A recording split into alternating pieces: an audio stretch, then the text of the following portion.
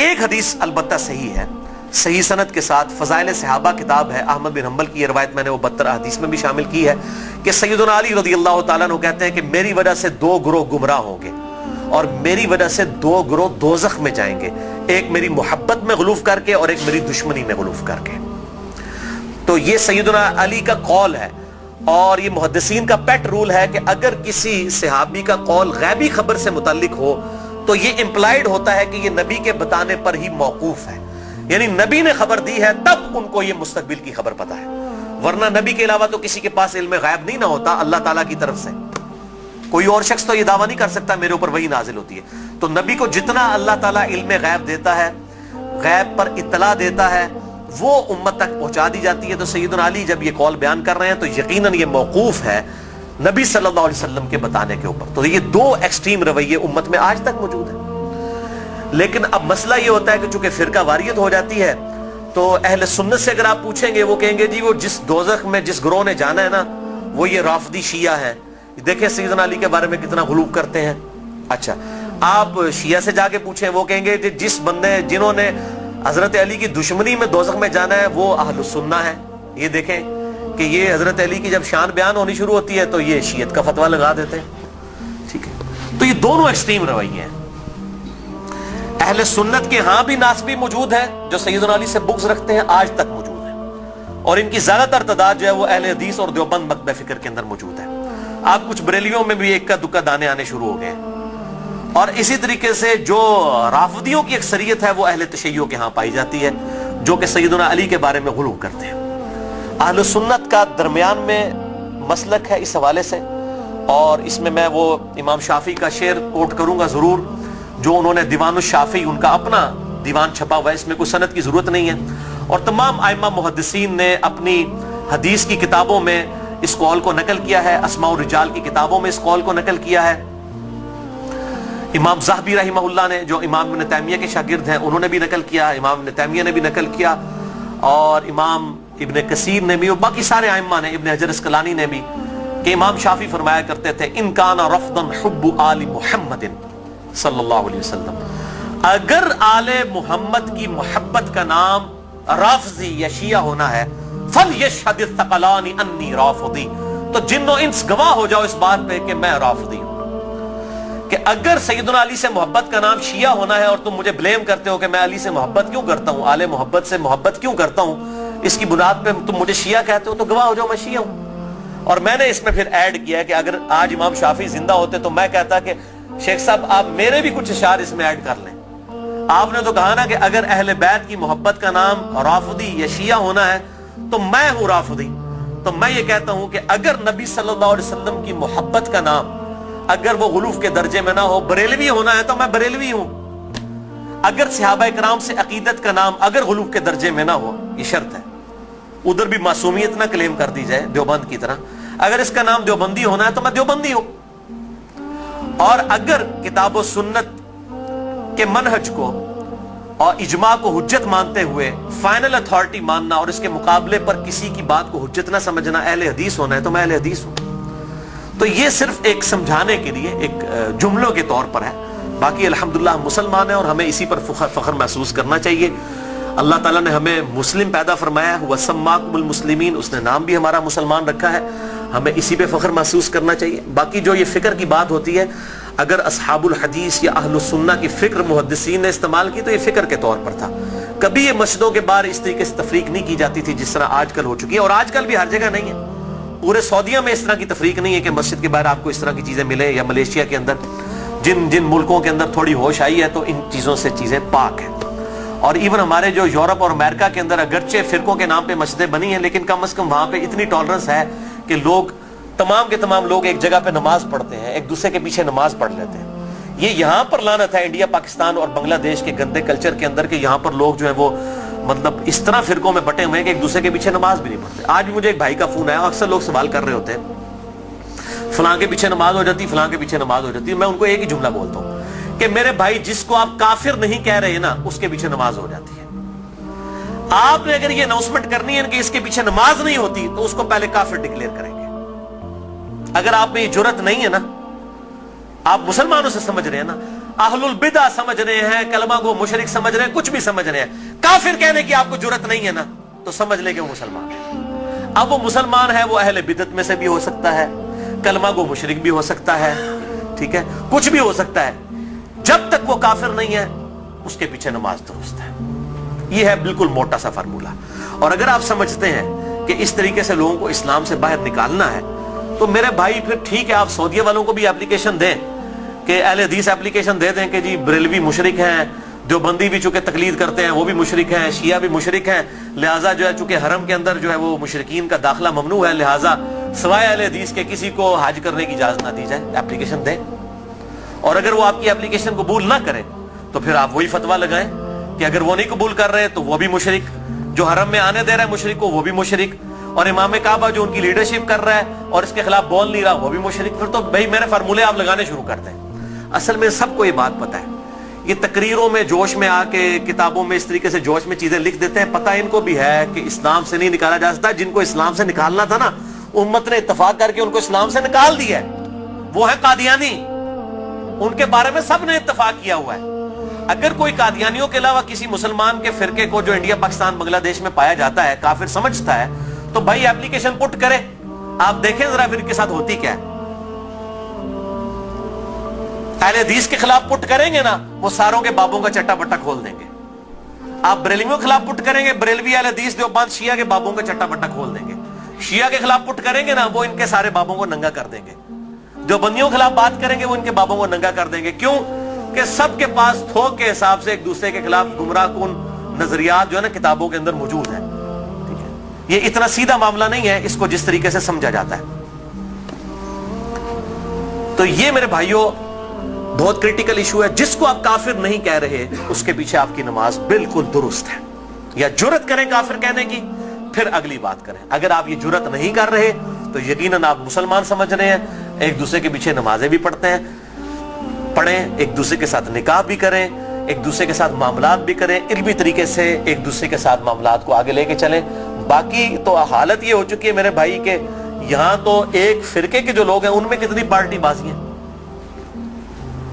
एक घर के अंदर एक फिरके के लोग हैं, उनमें पार्टियां मौजूद हैं। कोई एक जमात के साथ है, कोई दूसरी जमात के साथ है। वो कहता जी कुर्बानी दी खाल मैं उन्होंने देनी है, वो कहता मैं उन्होंने देनी है।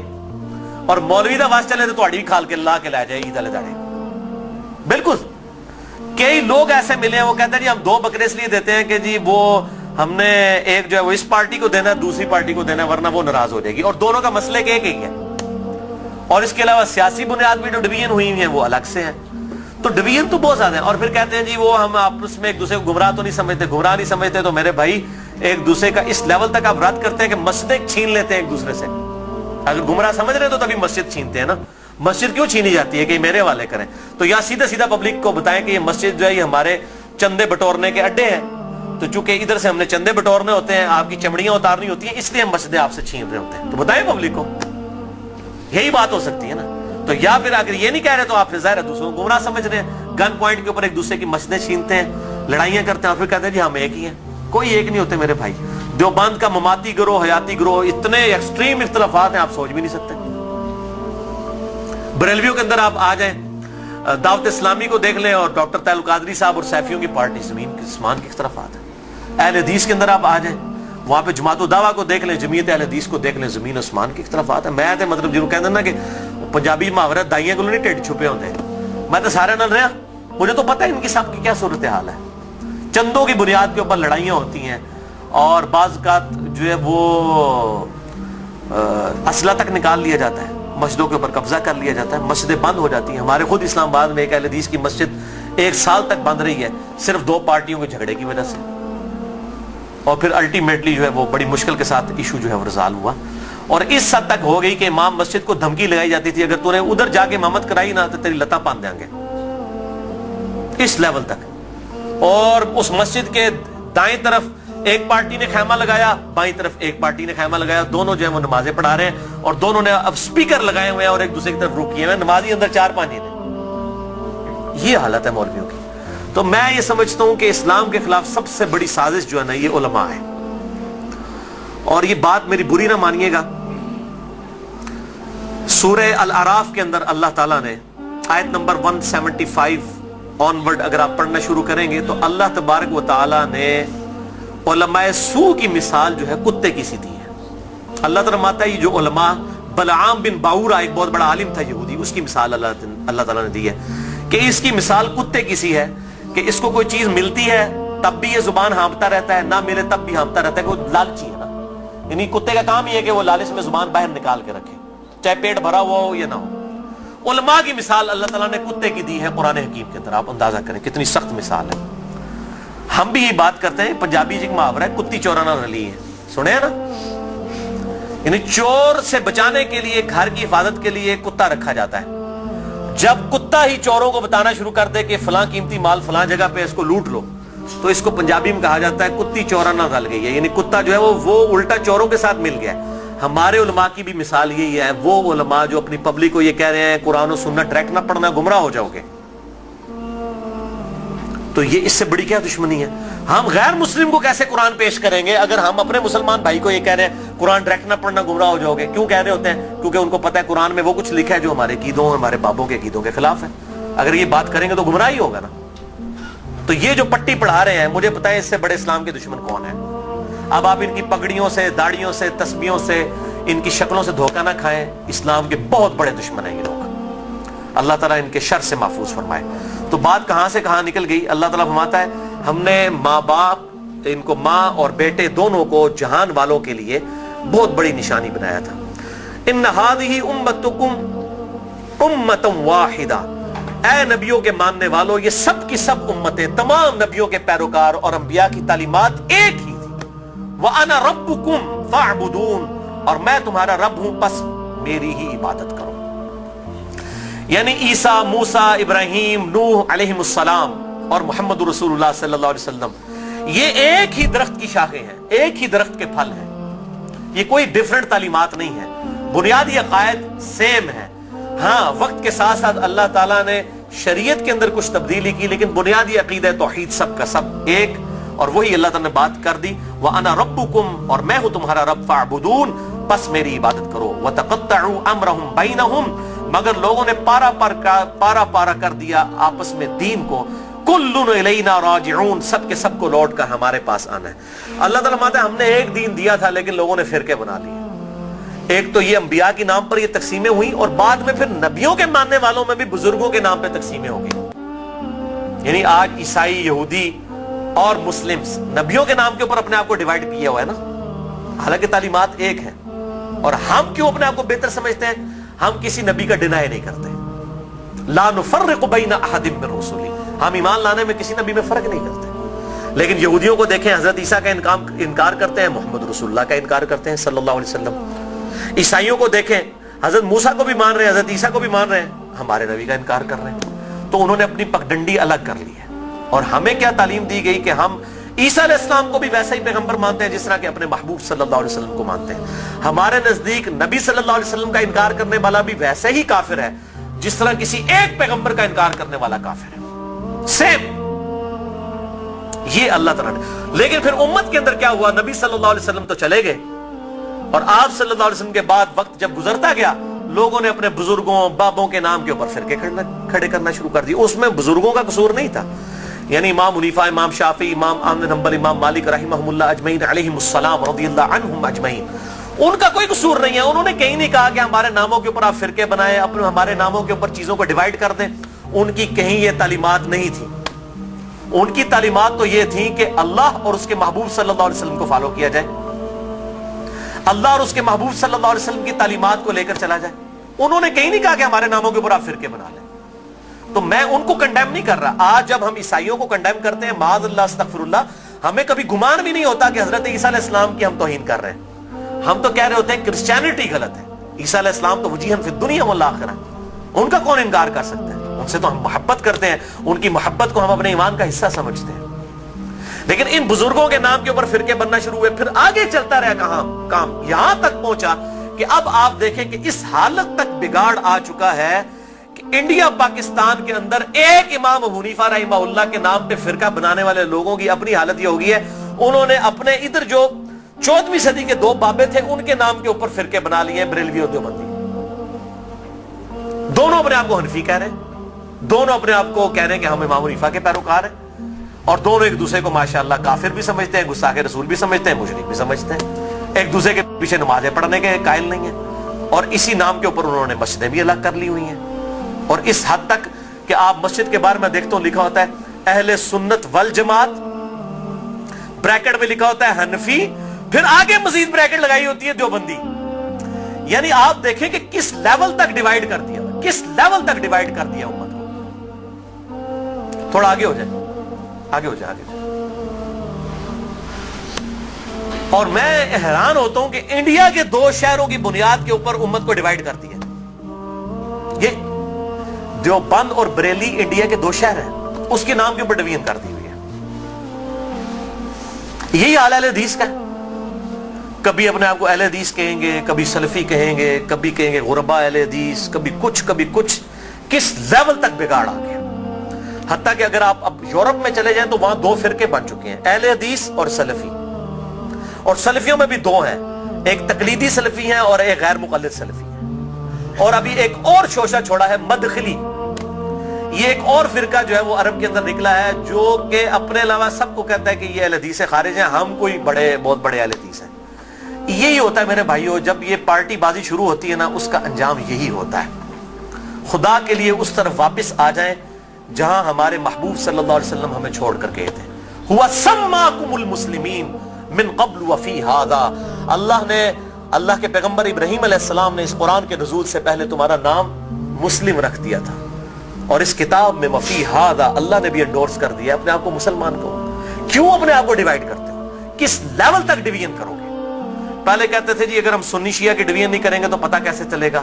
چلو جی وہاں بھی مسئلہ حل ہوا. پھر آگے گئے جی نہیں اگر ہم حنفی شافی مالکی حنبلی اہل حدیث نہیں کریں گے پتہ کیسے چلے گا. چلو وہاں بھی مسئلہ حل ہو گیا. پھر آگے کہ نہیں جی اہل حدیث میں بھی اتنی پارٹیاں تھیں تو ہم سلفی کہیں گے تو تب پتہ چلے گا.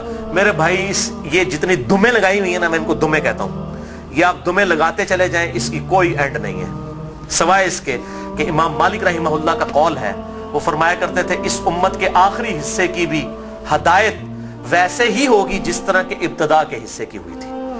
صحابہ کرام علیہم رضوان، اہل بیت، بریلوی، دیوبندی، اہل حدیث، شیعہ، اہل سنت اس تفریق سے بہت بالا تھے. آج بھی الحمدللہ وہ مسلمان اس پیٹرن کے اوپر. مجھے کہتے ہیں لوگ جی وہ آپ کس فرقے سے ہیں؟ میں کہتا ہوں جی میں اس گروہ میں شامل ہوں. فرقہ تو ہے ہی اسلام میں حرام.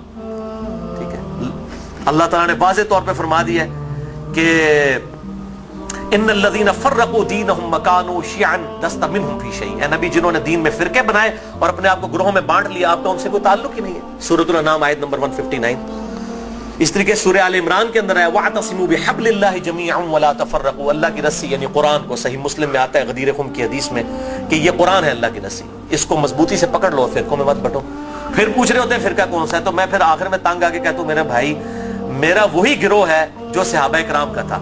اگر صحابہ بریلوی تھے تو میں بریلوی ہوں، اگر صحابہ دیوبندی تھے تو میں دیوبندی ہوں، اگر صحابہ اہل حدیث تھے تو میں اہل حدیث ہوں، اگر وہ شیعہ تھے تو میں شیعہ ہوں. وہ کہتے ہیں نہیں جی صحابہ تے مسلمان ہی سن، لیکن ہون لوڑ پیندی ہے. تو میں کہتا ہوں میرے بھائی آج ضرورت کس طرح پڑ رہی ہے؟ اگر آج ضرورت پڑ رہی ہے تو نبی صلی اللہ علیہ وسلم کا کام تھا یہ امت کو بتا کے جاتے کہ میرے بعد یہ ہوگا تو جو اس فرقے کا نام ہوگا وہ صحیح ہوگا. بتائیں،